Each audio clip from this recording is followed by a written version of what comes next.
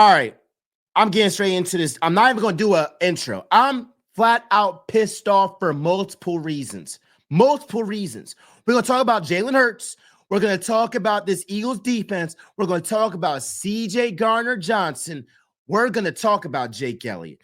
And we're going to talk about, lastly, the duel between A.J. Brown and Marshawn Lattimore. Not in that order, but all of these topics will be talked about.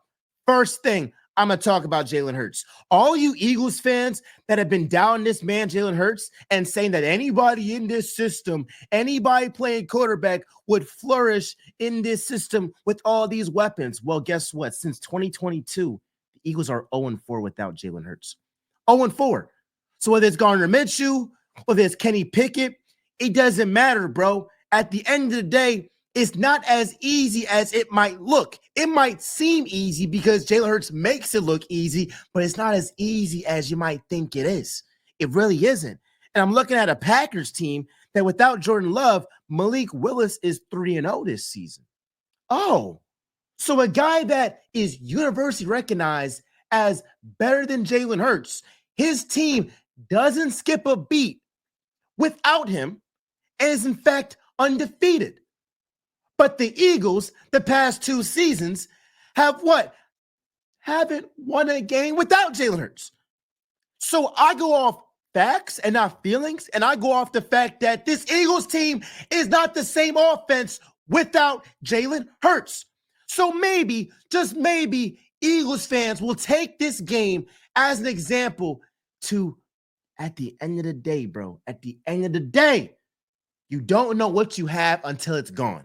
And I'm not saying that Hurts is gone and he's out for the season. I'm not saying any of that. But for the time being, when Hurts was not there, watch the game with your eyes. You know this offense ain't the same. It's not the same. It's not the same. So it's cool. I myself have said I was wrong plenty of times. I was wrong about this defense. I thought best case scenario, this defense would be middle of the pack. No, they're a top 3 defense in this league. Really number 1, 2, or 3, whatever you want to say. This defense proved me wrong. I thought Vic Fangio could not make this defense even respectable. That's how I felt after that Buccaneers game. I was proven wrong. So same way how right now I'm saying I was wrong about this Eagles defense, which we will talk about a little bit later. A lot of these Eagles fans, and I'm not saying that's you watching this, but you got a friend, you got a family member, you got a colleague that's doubting Jalen Hurts and saying that anybody in this system, anybody with these weapons would do something. Well, guess what? We have seen multiple times, this offense not look the same without Jalen Hurts. So what does that tell you? He is, dare I say, an MVP candidate? That's up for debate. But what I do know is the Eagles offense certainly missed their QB1. And I stand by that statement. Torrey Smith said something. Prayers up for a speedy recovery for Jalen Hurts. I hope y'all appreciate what you have. You don't know what you got till it's gone. Every Eagles fan on planet Earth better read that, John. And if you ever had some criticism of Jalen Hurts, and if you ever said that anybody in this system, anybody at quarterback, that you could go out here and, be efficient with this offense, apologize. Just apologize. It's cool. Be a man, be a woman, apologize. And that's what it is. You don't know what you have until it's gone, so you don't have it. But the bigger picture, before I get into the defense, CJ Garner Johnson, Devonta Smith drop, all the keys of this game, we also have to put in perspective, if Jalen Hurts was in this game, we would have won. We would have won. The guy has a proven track record, a 70% win percentage in the league. He has a proven track record of showing that he gets you W's. And so I had full faith that he was going to go out here and get this W. Kenny Pickett, he wasn't bad. He was okay. But he did enough to win the game. I got to be fair. Now, we saw a drop-off. Two things can be true. We saw a drop-off with Jalen Hurts being outside the lineup. And we saw with Kenny Pickett being in. We're like, it's kind of just like A.J. Brown just being a superhero, which he has been a lot of times this season, but he had to be ultra Batman today to keep us in the game. I mean, you had a drive that 60 yards were from penalties from Marshawn Lattimore, who couldn't hold A.J. Brown's jockstrap all game. We'll talk about that a little bit later. So that's the situation right there. So I believe Hurts would have won this game. Another thing, though. Kenny Pickett's side, I mean, we're seeing that it's just a ceiling. I mean, it's a ceiling. We're not going to have a situation with Nick Foles going out here and winning the Eagles Super Bowl. That's not what this team is no more. I'm just sorry. It just isn't. It just flat out isn't. That's a once-in-a-generation, once-in-a-lifetime situation where a backup quarterback comes in and they still win the bowl.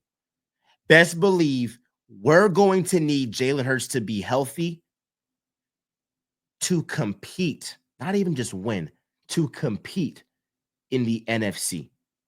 Now, if Hurts is healthy, I mean, come on. I'm not scared of anybody. Not scared of nobody. But that's it right there. Devonta Smith. Devonta Smith, let's talk about him real quick. Devonta Smith, he disappointed me yesterday. Or today. Devonta Smith, just like Saquon Barkley against the Falcons, cost the game.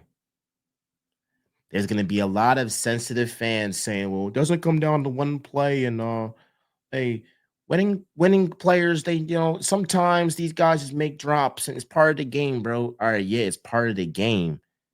But you do have to be real and say if Devonta Smith made that catch, the Eagles win the game. Just like if Saquon Barkley makes that catch, the Eagles win the game against the Falcons. That's just the facts. The truth hurts sometimes. And I know if Devonta Smith, he's a lot like Tyrese Maxey because he's so beloved in the city when he does something wrong, which is extremely rare. But in the event he does something wrong, it's kind of hard to judge him or criticize him because he's such a great guy. I mean, how can you not like Smitty, bro? Same with like if Tyrese Maxey goes 8 for 24, are you really gonna like criticize Tyrese Maxey in Philly? Like, no, these guys are the most beloved guys in Philly for real. But we have to keep it real and say, hey, Smitty, you folder right there. Now, here's the distinction. There are going to be people crapping on Smitty, but not putting this other layer to it.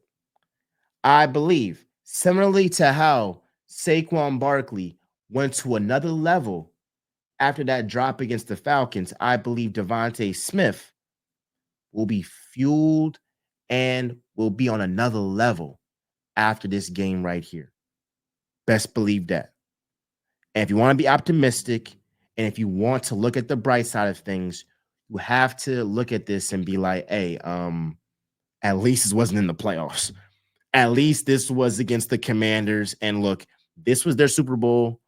And this is the first team that they've beat with the playoff record. They beat a team with their backup quarterback at the end of the game. I mean, look, congrats to you for being a backup quarterback.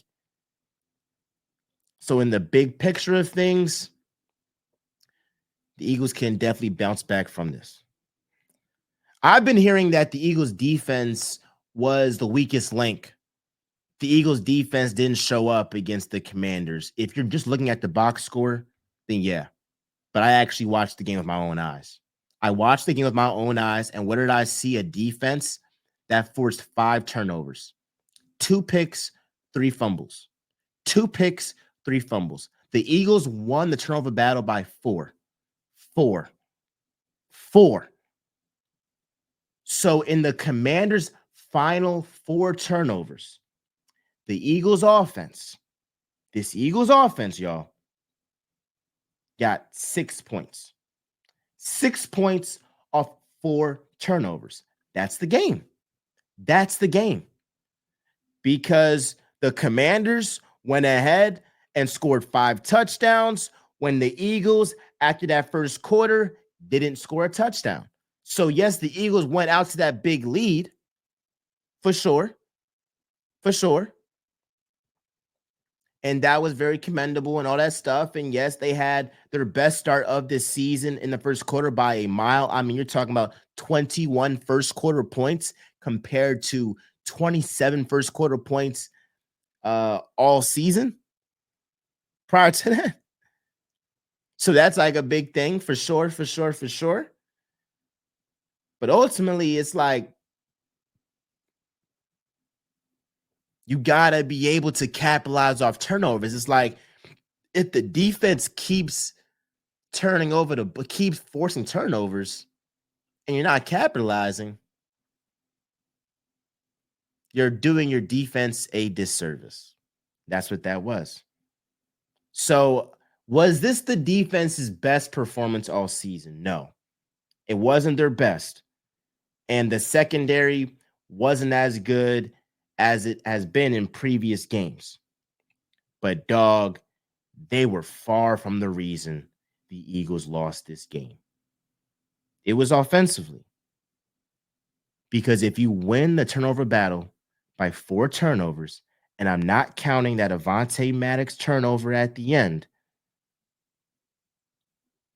that's a blowout in any other game. Any other game.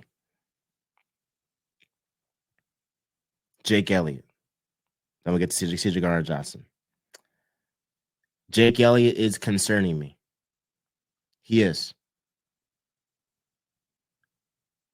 And it's because of the bar that he set himself. He set a bar of excellence. A bar of excellence.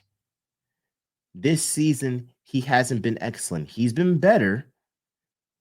He's been better than he was in previous games.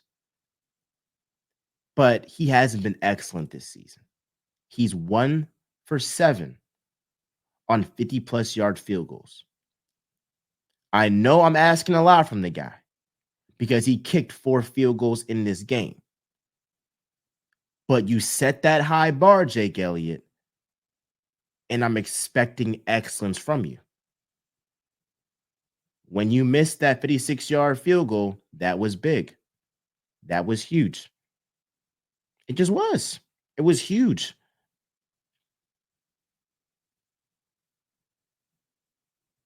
And I've seen you in worse conditions kick that jump from 60, 59. I know it wasn't the best conditions, but I'm expecting you as a Super Bowl champion to step up when your starting quarterback is out for the game. And you did not deliver. Delivered halfway, but not all the way. And there will come a game in the playoffs because we're not going to be blowing out teams in the playoffs. They're going to be close games. And it's going to be a lot of special teams decisions that are going to cause some of these games, I believe. And we're going to talk about special teams in totality this game. But Jake Elliott has to be better for the Eagles to reach the heights they want to reach. He has to. And he's been getting better, but we need him not to be good. Not to be good. We need Jake Elliott to be excellent. Excellent. For the Eagles to beat the Lions, to beat the Packers, to beat, the Bucks, the Rams with their offense. Come on. Come on.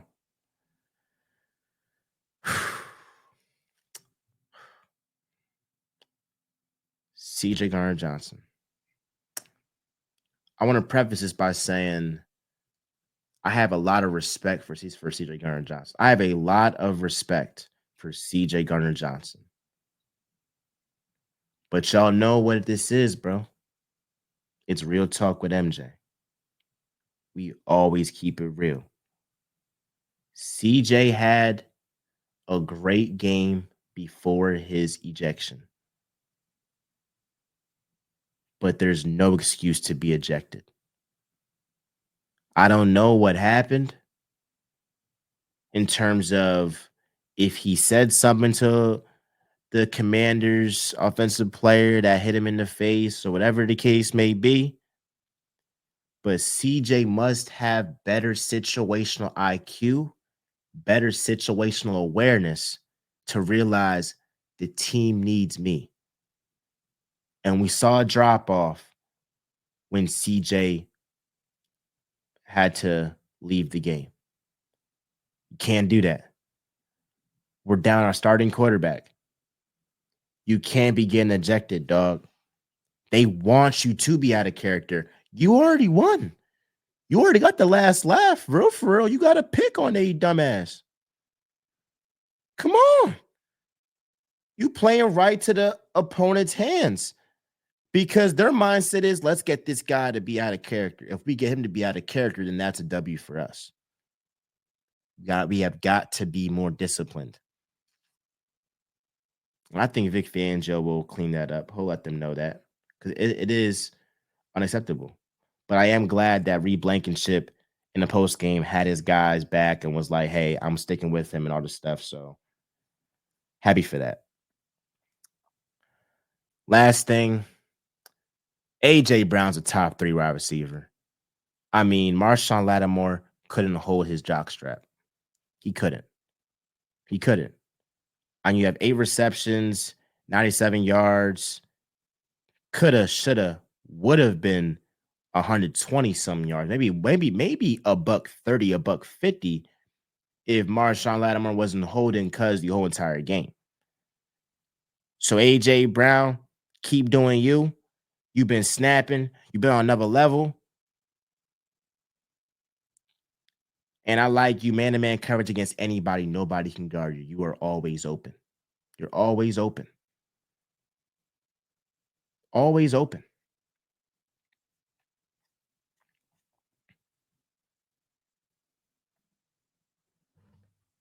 That's what that is. And the biggest reason why the Eagles lost is because they kicked field goals instead of touchdowns when their defense forced turnovers. And my last point, Jalen Hurts allows Saquon Barkley to be great. I will say it again. Jalen Hurts allows Saquon Barkley to be great. If you don't think that Saquon Barkley's success, a lot of it comes from the defense worried about Jalen Hurts and if he's going to run the ball in that RPO game, you're fried. Hurts holds a big reason why Saquon Barkley has been so effective. He has. Especially at the end of games. Now, Saquon Barkley had $150 on 29 carries. That's a lot of carries, bro. That is a lot of carries. He had 5 yards a carry. Now, if you take away that 68-yard rush to the crib, that's 28 carries for 82 yards. That's less than 3 yards a carry. So essentially, if you take out that big run, that Commanders rush defense that is ranked 24th in the league was able to contain Saquon Barkley. But I think a huge reason of that is Jalen Hurts being out of the game. Because in his limited time, Hurts in that first quarter had 3 carries for 41 yards. He was on pace to go for 160 rushing yards. For real? You don't think that if Hurts is in the game more, that helps Saquon Barkley throughout the game? not just in the first quarter. Now, I know that Saquon had that 68-yard rush without Jalen Hurts, but I think that was more on the offensive line and them not even allowing Saquon to be touched. And he wasn't even touched. He had like 109 rushing yards in that first quarter, and 99 of those yards were before contact. Well, yeah, he's gonna go for 100 every freaking quarter if that happens. Can't even touch the man. But play by play, down by down, as you move the sticks and move the sticks and move the sticks, Hurts' ability as a runner and the threat that poses is a huge, huge advantage for Saquon Barkley and something that he really hasn't had. I know that Daniel Jones, that he's been able to run a little bit, but not at the level that Hurts has. And not as efficient as Hurts has. So again, the Eagles missed Jalen Hurts. CJ Garner Johnson has to be better. This Eagles defense, from Zach Baum playing lights out, Nolan Smith playing lights out, Jalen Carter playing lights out, Darius Slay in that first half playing lights out. And yes, that secondary later on had some struggles. If you would have told me that this defense had 5 turnovers this game, I would say the Eagles win by 30 points. Deadass serious. Like, comment, subscribe, do all that jazz, man. I'm going to have more content for y'all throughout this week, the holiday week. Love y'all. Appreciate y'all. We're talking with MJ. We are out.